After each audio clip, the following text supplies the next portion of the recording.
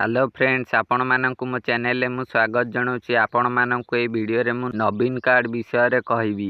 कोन कहबी? नवीन card T आपण माने अप्लाई करिथिबे, किंतु आपण मानकु ए नवीन कार्ड टी मिली नथिबो। एही नवीन कार्ड टी आपण मानकु केबे मिलिबो एहा विषय रे कहबी। सेति पई आपण माने वीडियो को शेष जाय देखिबा सहित वीडियो को ओटे लाइक करी चैनल को सब्सक्राइब करंतु। एबे चलंतु जानिबा ए नवीन कार्ड केबे मिलिबो। ओडिशा सरकार तरफ नवीन कार्ड केबे मिलिबो बोली अपडेट जारी कर दिया जाइछि। एबे आपण मानकु मध्य मु देखौछि। देखंतु एठी नवीन कार्ड रो फोटो रहिछि। देखंतु एठी लेखा आइछि नुआ बीएसकेवाई नवीन कार्ड वितरण।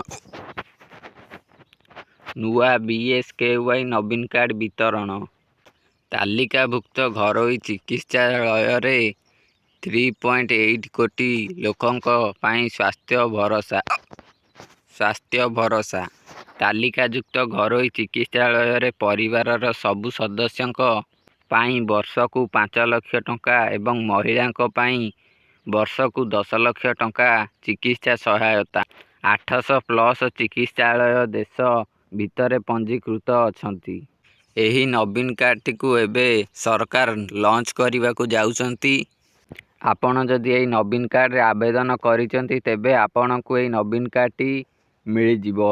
या परे आपण माने जेकोनोसी हॉस्पिटल एही नवीन कार्ड द्वारा आपणकर चिकित्सा कराई परिबे।